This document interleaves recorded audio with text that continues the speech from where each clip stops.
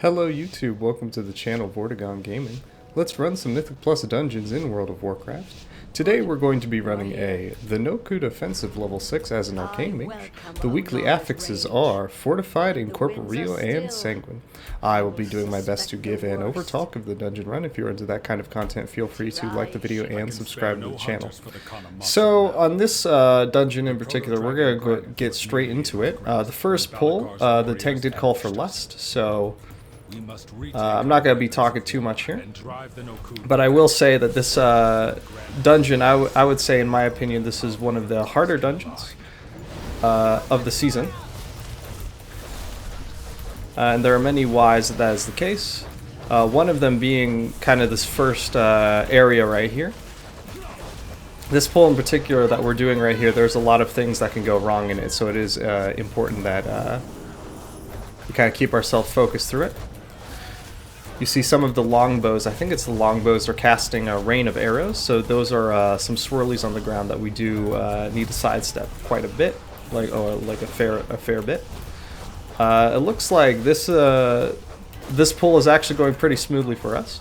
I think I'm going to hold off on popping my cooldowns until the next pack, since we are almost done with this pull right here. The other thing is that these Lance Masters, and I think also the Plane Stompers, you do have to kick Disruptive Shout when it comes out, or else that's going to do group-wide damage, I'm pretty sure. Okay. So that one is kicked. Also, I do want to make sure that I'm setting a focus on some of these targets. Ooh, I am being ran after by a bird. We'll go ahead and see if we can kite him around. Okay. Looks like we've lost, what is it? Fixation. Alright. And then, yeah, this week we are dealing with Incorporeal ghosts, so... Oh. We can go ahead and, Disruptive Shout is going to come out. I'm going to go ahead and hit, whatchamacallit, Mass Barrier, so that it mitigates a little bit of the damage coming out. It looks like our healer died, unluckily. It shouldn't be too long before he comes back. I think the tank can go ahead and pull the next pack as well. It is only a level 6, so you know, the ads don't hit as hard.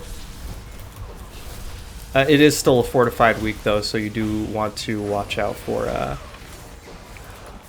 like, you don't want to underestimate how hard the trash mobs hit. Anyway, I think this is what? This is the second ballista that's been freed. So we're going to go ahead and head over to the third ballista over here. And I'm pretty sure it's the Lance Master, the one, yeah, so the Lance Master is the one with Disruptive Shout. I'm going to go ahead and set a focus on him. That way when the, you know, when the Incorporeal ghosts come out, I can swap over them quickly and you know, take care of them, and then I can swap back to you know, the Lance Master, so I don't, you know, miss any kicks or stuns or anything like that. This is my first run of the day, so I am going to be a little bit rusty with it, but I think we can get through this without too much issue. This is basically, I would say this is the hard part when it comes to the trash mobs, at least till the third boss area. Alright. So here we'll go ahead and pop a burn on the boss right here. An ad is going to come out and start running right here. We can actually hit a Frost Nova to lock him in place. Also, I'm using a talent where if I hit someone with a barrage, they slow down. And we've taken him down right there, so we don't have to worry about him dismantling the ballista. We do have to worry about someone going over to the ballista to activate him, so eruption doesn't kill us. Alright. Looks like the druid's going to take care of that. Now we can worry about taking care of this ad right here. Hit him with a barrage to slow him down a little bit. If we need to, we have Frost Nova. And after he's taken care of, we'll go ahead and swap back over to the boss. Do a burn on him. If you don't know how to play Arcane Mage, basically there are two phases to the rotation. There's the burn phase, the conserve phase. The burn phase is what I just did, where you apply Radiant Spark to a target, cast 5 spells on the target, one of them being Arcane Barrage. And then as the barrage is traveling, you also cast Touch of the Magi. So that way the barrage buffs both Touch of the Magi and Radiant Spark. Since those debuffs basically raise the amount of damage that's coming in from you. Right?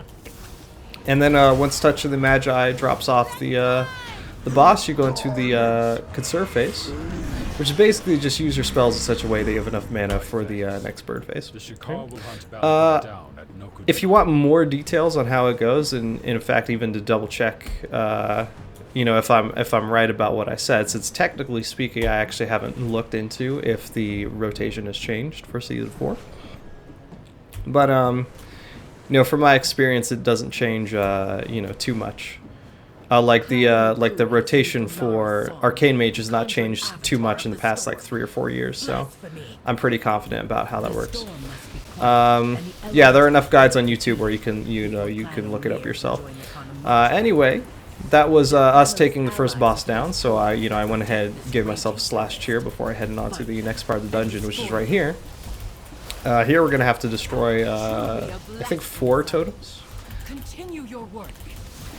And you know, there are going to be some of these ads around the totems, specifically the Stormcallers.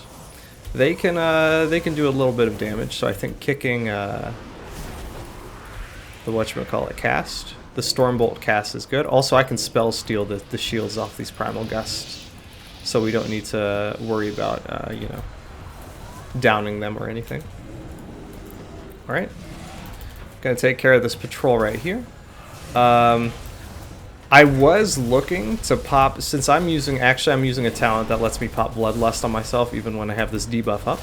I was looking to pop that on the boss fight for boss 1, but we took him down too quickly, and I don't think we have time to pop it anywhere here before I need it for the Tooth boss, since the tank did call for Lust on the Tooth boss.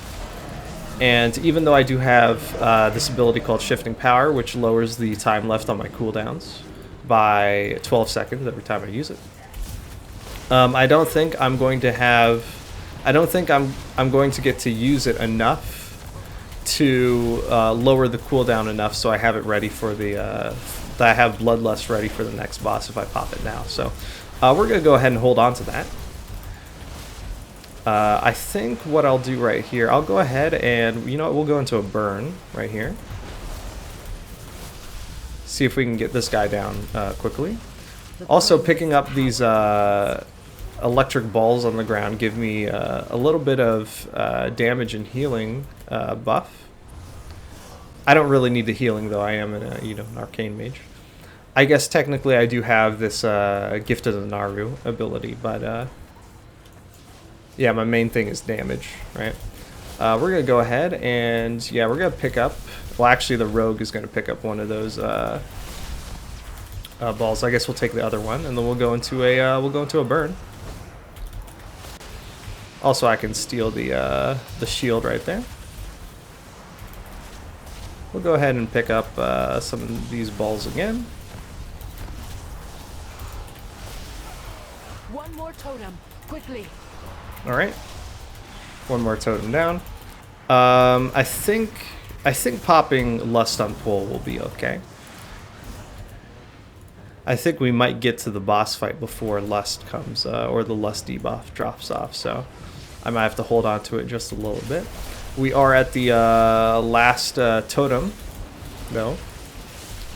And here, I think, you know what, we'll go ahead and...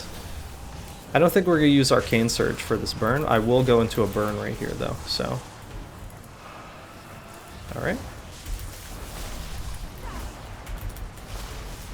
Give everyone some shields right there. I don't know if anyone's getting targeted by anything or whatnot, but, yeah, that's going to be the Stormcaller down. Then we gotta... Well, we actually gotta, you know, take the totem down as well, or else the boss doesn't spawn. Looks like the boss is going to spawn. We're also going to pull this group right here. Now take down the Avatar of the storm. And yeah, I'm not worried about percentage too much until we get to the third boss area. That's where most of the percent is going to come from for this dungeon run. At least that's how, you know, they did it back in, I think this was a dungeon in Season 1. That's how they did it back in Season 1. This is also how they've been doing it this season, at least from the runs I've had of this. So yeah, we're not going to worry about trash percentage until then. What we're going to worry about now is this boss fight. Since we're right about to get into it, I'm going to hold off on Bloodlust until right now, so we'll go ahead and pop it. So for this one, the main thing is that there are going to be basically electric balls that float toward the boss. And oh, I do need to worry about this guy right here. That kind of stopped me from doing my burn more effectively, but you know what, it's gonna be alright. The more important thing is to make sure that these electric balls don't hit the boss, right? And for this electrical storm section, he is going to do group-wide damage, and so you just want to make sure that you don't die to this, right? So I hit mass barrier to to keep myself up, as well as anyone else, and in case they needed it. It's maybe not the best thing to pop there. I could probably, if I look back on the VOD and see that, well, I'm the only one with low health, I maybe could have popped another personal to deal with that. But I don't think it's going to be too much of an issue, since this is only a fortified week. It's not a tyrannical week, so the bosses aren't too difficult to deal with. And also, this guy looks like he's going to die in about I don't know, maybe a minute or two. Also, we can spell steal energy surge, which I'm pretty sure energy surge makes it so that he does more damage to the tank or something. I'm gonna have to look into that. But yeah, basically it makes the tank's job easier. And then makes it easy enough to where we can take down this boss, give ourselves a slash here, and head on to the next part of the dungeon. I didn't worry too much about the ghost there, since there is a pretty long flight to the third boss area, so that that debuff is not going to affect us at all. Balakar's power grows. In fact, the destabilizing debuff hit us right as the boss went down, so it basically didn't do anything in terms of slowing us down or lowering the amount of damage from us coming out. What we are going to do is we're going to go ahead and go into a burn here. So now we need to take care of some of these soul harvesters. There are going to be 4 soul harvesters, I'm pretty sure. And each one of them is going to come with a group of trash that we need to deal with as well. I think, okay, so I can't knock that guy out of Chant of the Dead, it looks like. At least not with Dragon's Breath. Maybe I can do it with Blast Wave. I think I'll try that on the next pack, I guess. If you're running dungeons as low as this, I think it's a good idea to, limit test a little bit, see what kind of things you can get away with. So that way, if you plan to run at a higher level, and things kind of are not going as smoothly as they should be, you can kind of improvise and, stabilize the situation. Okay, we're gonna go ahead and, okay, so I can't knock him out with Blast Wave either, so it looks like we're just going to have to get out of the way of that Chant of the Dead, it looks like. Also, I'm going to go ahead and pick up my soul over here. Oh, I was a little late on the, whatchamacallit, the kick on Deathbolt Volley.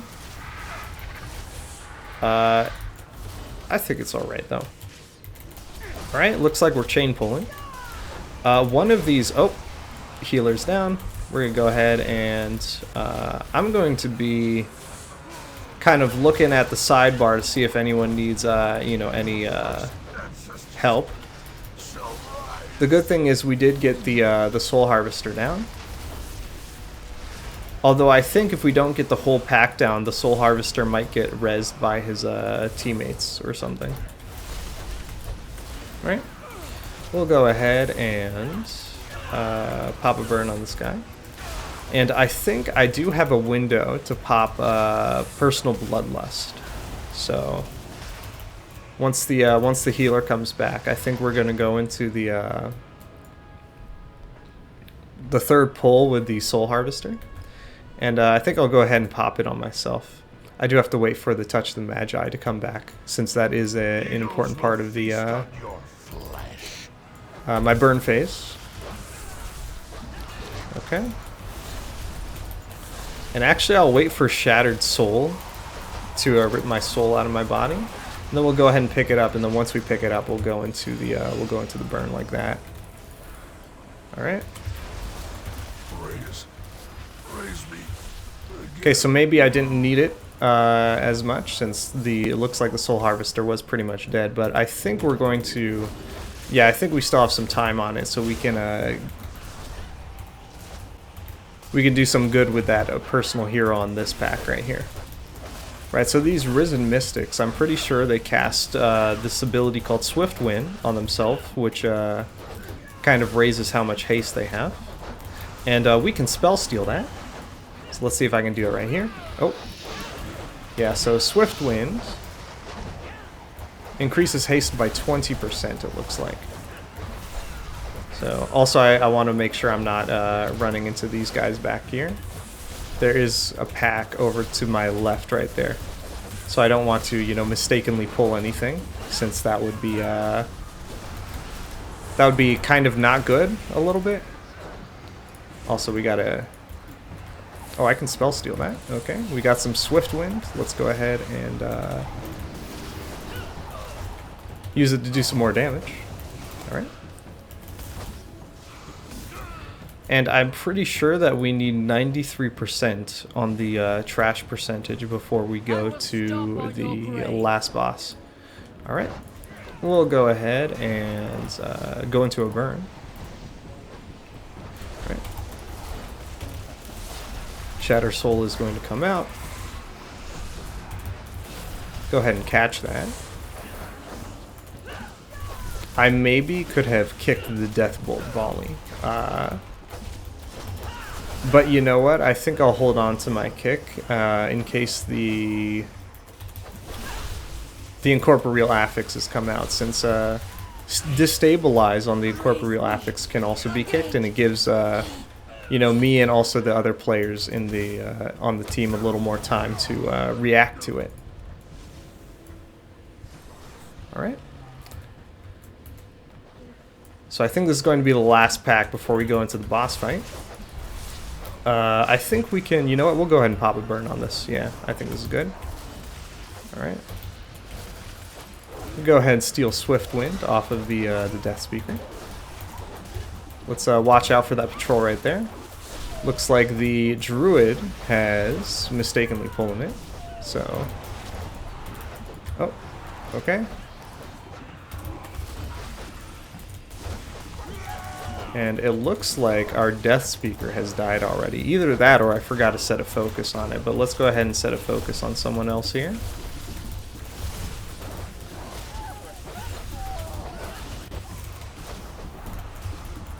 Alright, Swift Wind is coming out. Okay, never mind. It's been kicked. And looks like we have our burn ingredients back up, so... we're ready to go for the next boss fight, pretty much.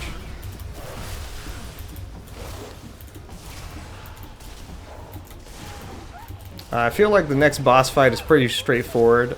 You know, just sidestep stuff, don't get hit by stuff. The only thing to worry about is Galewind. I think... I mean, typically when I've ran this earlier in the season and in earlier seasons, basically the melee classes will stack up near the boss for Galewind, and the ranged classes will stack up kind of away from the bosses. And that way the tornadoes or the whirlwinds all kind of spawn in the same spot. And so we don't have to worry about you know, stray whirlwinds, you know, hitting us or anything. All right, we'll go into a burn. I'll get over here near the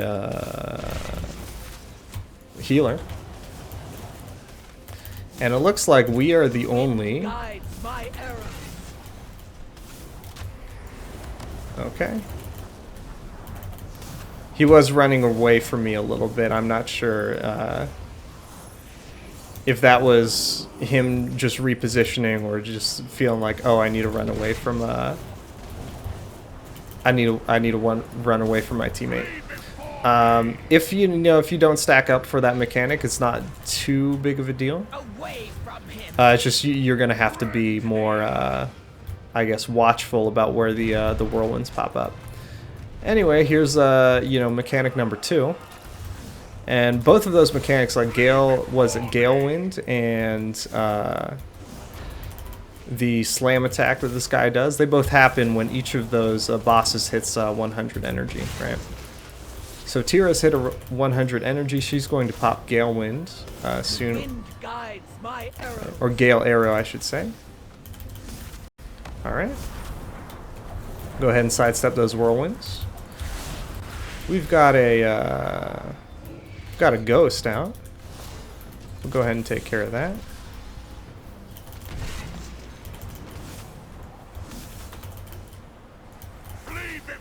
Alright. Step out of that. I think we're going to have to do one more sidestepping of the, whatchamacallit, the swirlies. And yeah, that's going to be boss 3. So we'll go ahead and give ourselves a slash tier and head on to the last part of the dungeon. And we're actually a little bit over with the trash count, so maybe we could have been a little bit more efficient with that. But on the other hand, we still have 18 minutes on this run, so you know, we might even, I don't think we're gonna 3-star it. We're definitely gonna 2-star it unless something like catastrophic happens. So I don't think anything catastrophic is gonna happen though.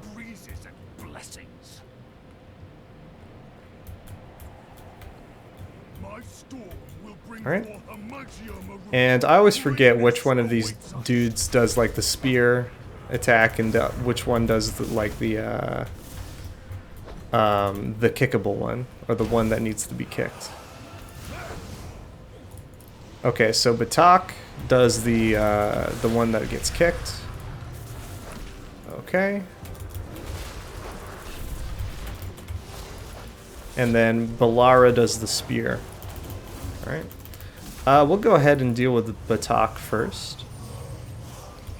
So that way I don't have to worry about, you know, kicking the blood-curdling shout, though. We do need to look out for Balara when he charges. He's going to do Vehement Charge. So we need to be looking which way he's facing. So like that way. Oh. And we have already pulled the boss. So it looks like we're going to pull the boss and this ad at the same time. You typically don't see this unless you're running like higher level keys where you pull the boss, where you pull trash mobs onto the boss at the same time. Alright. And then the key with doing that spear is we do want to be standing behind that rock, so that way the boss charges into the rock right there. Oh. Okay, we'll also get out of that, whatchamacallit, that frontal. And then we'll burn this boss a little bit, see if we can get him down to, I think he phases at 60% health, and then when he phases we're going to pop a Bloodlust. Alright. And then I think I will get my cooldowns by the time he phases, right? Or maybe not. I'll definitely have my cooldowns back by the time we get these ads down though. So we're going to go ahead and pop Bloodlust right here. Alright.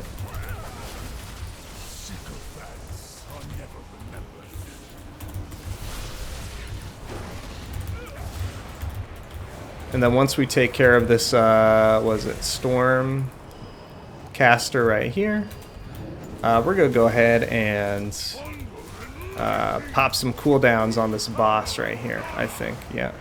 So in this part of the fight, we do need to sidestep some swirlies a little bit. I think it looks like Lust is going to run out mid-burn here, but you know what, that's alright. Alright, Spear is coming out on the Rogue right there. It is going to pull us in when it hits, so we need to move out of the way. It looks like the Rogue got behind the rock in time, though, so I don't think we were in danger of getting hit by that.